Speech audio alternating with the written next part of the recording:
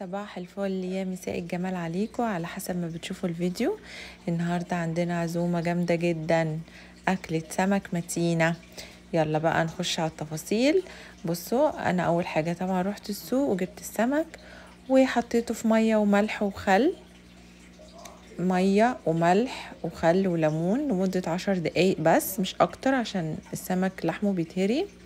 قطعت الخضار بتاعي اللي أنا محتاجاه، كزبرة خضراء، كرفس،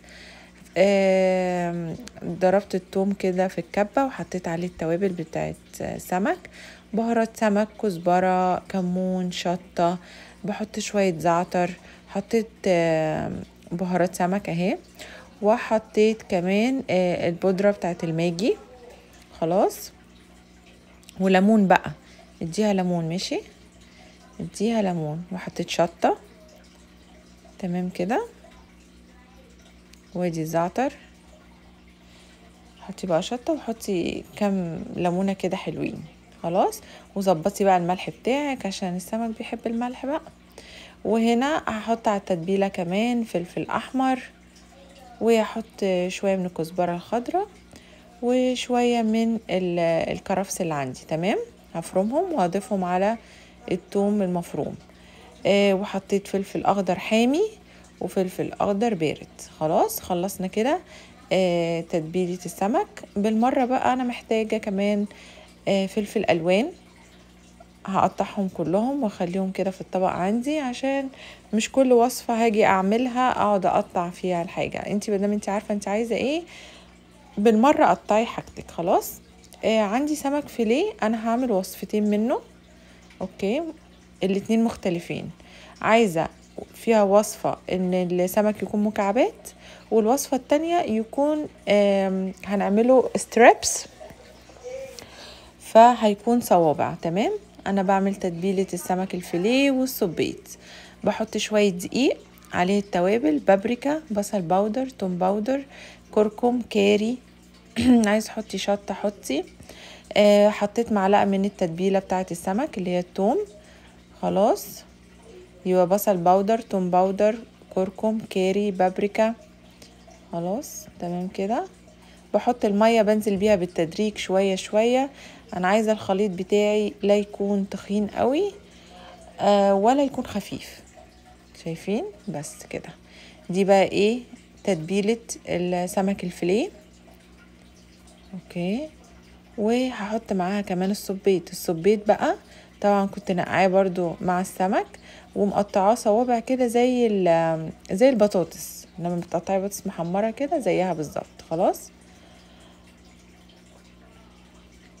قعدت انقي بقى من الصبيط انا عشان الباقي الصبيط ده هنعمله حاجة تانية. خلاص، هنا بقى بعمل ايه، قطعت السمك كده تشريحات كده بالطول وبالعرض، عملته زي مربعات، واخد بقى من شوية من التتبيلة احطها جوه السمكة واحطها ما بين الفتحات اللي انا عاملاها. مع الخضار اللي في الطبق ده انا محتاجة كمان جزر مبشور وبصل متقطع كده رفيع. باخد شوية من الخضار اللي عندي اللي انا عملته اللي هو البصل والجزر المبشور والفلفل الالوان. باخد شوية من التتبيلة، معلقة كبيرة اتبل بيها الخضار ده، وهبتدي ان انا احشي السمك بتاعي بالطريقة دي. بيديله طعم وريحة خطيرة، الخضار المشكل ده بيديله طعم حلو قوي. هنجيب كده ايه ليمونة كبيرة حلوة كده، هنعصرها في البولة نفسها عشان ما نعملش مواعين بقى، وشوية زيت وكمون وملح. خلاص، الخليط ده انا هحطه على السمكة قبل ما اجي احطها في الفرن. خلاص، عندي هنا معلقة زيت كبيرة، هنعمل شوربة جامدة قوي، جامدة جدا. البصل بقطعه كده عشوائي، مش مشكلة عندي التقطيعة، يعني في الشوربة ما عنديش مشكلة في التقطيعة. هشوح البصلة شوية وبعدين هنزل بطماطم مكعبات، فلفل مكعبات، كرفس. تمام، عايزة فلفل حامي حطي. خلاص، شوية من التتبيلة اللي احنا بتاعت السمك دي اللي احنا عاملينها. اوكي، وهقلب كل الخضار ده مع بعض لغاية ما ريحته كده تطلع وتبقى حلوة. حطيت معلقة صلصة كمان قلبي كل المكونات. عندي الجمبري مغسول وشايله منه اللي هو الكيس الرملي بتاعه بخلة الأسنان كده من ورا وهو بقشره. رحت شايله الكيس الرملي، اهم حاجه بصراحه، يعني بيبقى صعب قوي وهو يعني المهم حطيت كمان، كان عندي بقى ايه، راس الجمبري، يعني قشرت انا شويه جمبري كنت محتاجاهم. راس الجمبري بقى دي السر كله يعني في الطعم، حطيتهم معاه. بعدين هشيلها مش مشكله، بس تاخد طعم الشوربه كده، تبقى طعمها حلو.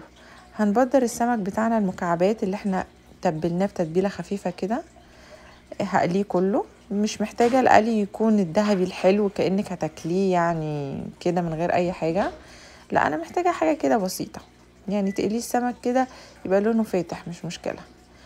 برضو هنعمل نفس الحكايه مع السبيط، اللي هو ايه بقى، رجول السبيط. ماشي، رجول السبيط دي هنعملها طاجن ايه، اوعى وشك بقى حكايه. عندي هنا هعمل السمك بالوايت صوص، هحط معاه بطاطس. البطاطس قطعتها رفيع زي ما انتوا شفتوا، مش رفيع قوي يعني، محمله شويه، لان عندي انا السمك الفيليه مستوي، فمش هقدر ان انا اقطع البطاطس تخين وتاخد وقت في الفرن والسمك يتهري. يعني انتي ليكي ايه نظرة في الموضوع ده. بحط شوية ملح وفلفل وشوية من الخضار واقلب البطاطس مع الخضار. ممكن تحطي كمان من تتبيلة السمك على البطاطس وتقلبيها، تديها طعم حلو قوي. خلاص جهزت الطاجن بتاعي ورصيت السمك، باجي احط بقى ايه، هعمل الوايت صوص. تمام.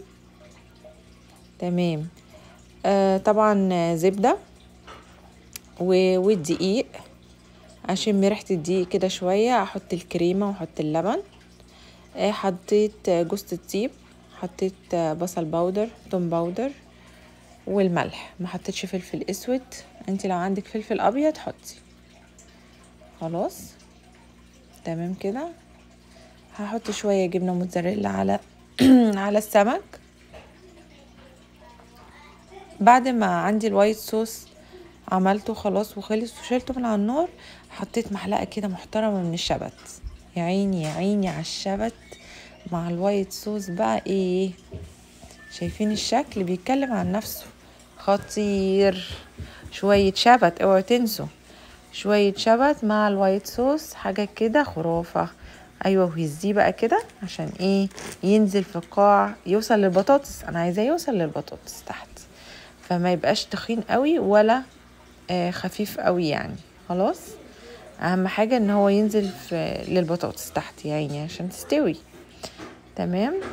هنا السمك بحطه على فويل، وعلى الفويل بحط ورق زبدة عشان مش بحب احط الاكل على الفويل على طول. هعمله يعني معاملة السنجاري كده، نفس الطريقة. خلاص هنرصه بقى جنب بعض كله. ما دهنتش انا ورق الزبدة ولا اي حاجة خالص، انا حطيته كده وبس. تمام. فاكرين بقى الصوص اللي احنا عملناه، الليمون والكمون والملح والزيت، هنحطه على السمك ونحطه في الفرن. عندي هنا نفس الطاسة اللي قليت فيها السبيت، تمام، اللي هي الرجول. هنزل بشوية بصل كده حلوين في نفس المكان، يعني انتي تطلعي كده رجول السبيت بعد ما قليتيها، تنزلي بشوية بصل حلوين تشوحيهم كده لغاية ما يبقى لونهم حلو ذهبي. تنزلي بقى بفلفل حامي، خلاص، وشوية الخضار الكرفس والحاجات دي كلها والصلصة. اوكي، وتقلبيهم والسكر بقى عشان الصلصة. تمام. انا حسيت هنا ان الصلصة تخينة شوية بعد ما قلبت كله مع بعض. الفلفل الحامي يا جماعة اوعوا تنسوه في الطاجن الخرافة ده. ايوه كده، طاجن سبيت بقى ايه ما حصلش. هنحط شوية مية عليه ونغطيه ويلا بينا على الفرن. تمام كده. تمام. هنا بعد ما عملت البصلة بتاعت الرز وبقى لونها بني حلو، رحت واخدة منها معلقة كبيرة كده على شوية الرز. ماشي، على شوية الرز وقلبتهم، وحطيت بقى شبت، وحطيت نفس بص الخلطة بتاعت المحشي ونفس التوابل بتاعت المحشي. هنعمل ممبار، محشي جمبري، فلفل اخضر حامي. تمام. وهنبتدي نحشي بقى. يبقى شوية البصل اللي هم متحمرين دول بتوع الصيادية على شوية الرز والجمبري اللي احنا فرمينه خشن. فانتي لو عايزة تفرميه خشن وتحطي الخضرة بتاعت المحشي وتوابل المحشي ومن غير رز ماشي. عايزة تعمليه زي بالرز وعايزة تضيفي صلصة ماشي. مش عايزة تشيلي الصلصة منه شيلي الصلصة منه يعني، وتعاملي بقى معاملة المحشي عادي. خلاص هنا هعمل الجمبري. قطعت بصل كده حلقات كده، شوية فلفل ألوان، بابريكا، بصل باودر، توم باودر، زيت زيتون. حطيت بابريكا مدخنة، لو مفيش مدخنة حطي عادية. هنقصقص بقى ايه شنباته نقصقص كده شنباته ونحطها بقى ونحطها في الفرن. بس مش عارفة انا ايه ده، بضرب الشوربة بايديا الاتنين يا جدعان، في ايه؟ شلت طبعا انا راس الجمبري وكل اللي كان في الشوربة ما عدا الخضار. ضربت الخضار بقى مع البهاريز بتاعت الجمبري. الله الله الله، كهرمان يا اخواتي. الرز الصيادية ده تحفة. ضربت الشوربة بتاعتي وضفت عليها كريمة وبقت زي الفل، ورجعت الجمبري فيها. وادي سفرتنا بتاعة السمك السبيت والسمك الفيليه وكله 100 100 اهو. طاجن السمك بالوايت صوص، شايفين الشوربة خطيرة ازاي، طعمها فظيع يا رب. والنهار او عملنا بابا غنوج طبعا وشويناها على البوتاجاز، بتبقى طعمها تحفة جدا.